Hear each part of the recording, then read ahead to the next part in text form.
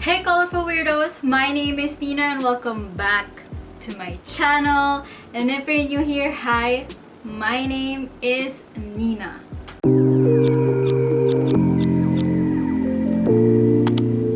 So for today's video, I will be trying out one of BBC's newest shades and I'm in love kasi nakita ko yung shade nila. I think they will release this once I post this video or on my Instagram. So this is the color. Ang ganda oh. So yeah, yun yung color na gagamitin natin all over my hair. I was supposed to try black sapphire and tanzite. Pero yung nakita ko yung i-release nilang hair color. Sabi ko, yun na lang for my base that is super light. Kaya yun. So, I have prepared all of my stuff here. Nandito na yung mga gagawin ko. My brush. I don't use gloves. If you watch my color hair dyes for a while now in my channel, I don't use gloves kasi natamad ako and hindi ko makapa yung hair ko and ako lang mag-isa. So, ayun. So, if you watch my videos for, you know, a very long time, you know what to do. Clips or basta tali to separate your hair para malaman nyo kung saan yung gagawin.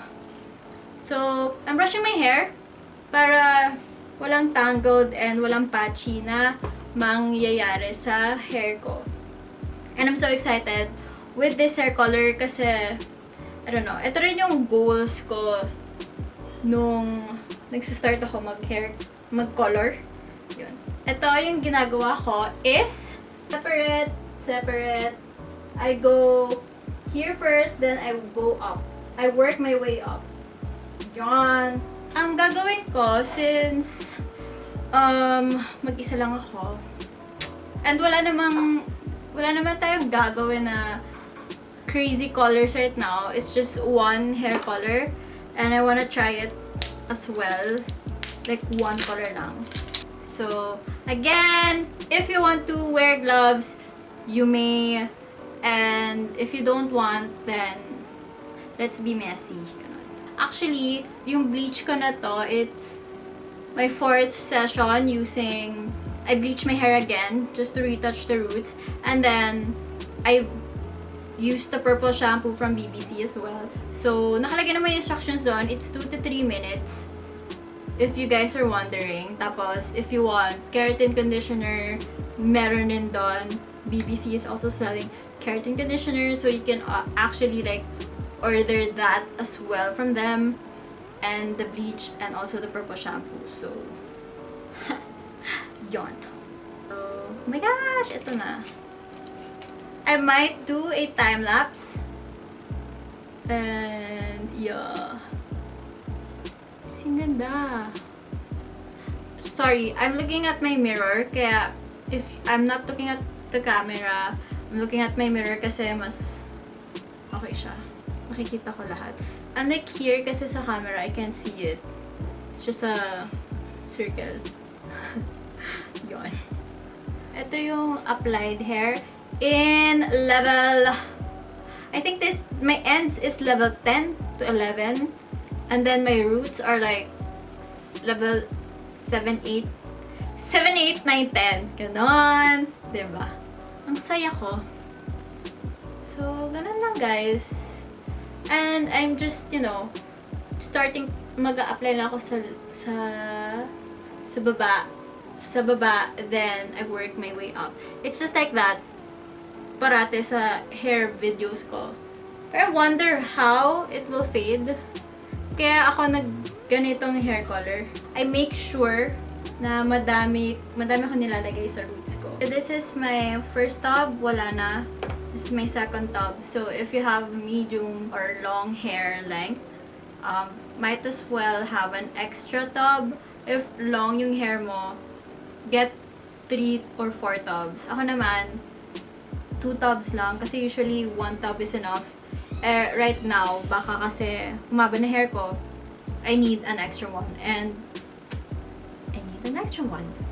So I'll leave this in around 30 to 45 minutes and then I'll see you in a bit.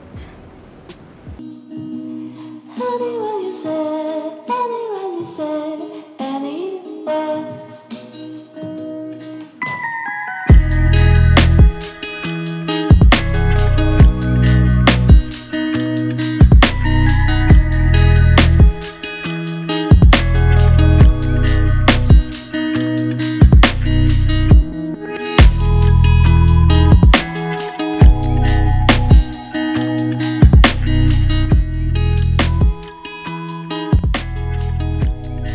So guys, this is the finished look.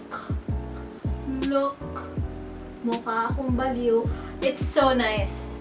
Yung comment ko lang is hair level should be at least level 8 to 10. Much better if it's 9 kasi it will pay off yung hair color nyo. It will go like brighter.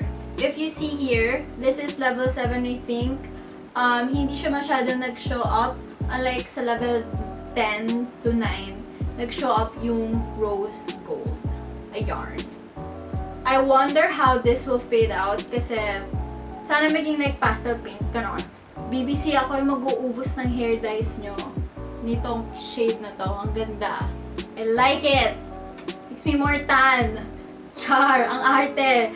Yon! I hope you like and subscribe to my channel and hit that notification bell so that you'll get notified when I have a new video. Bye!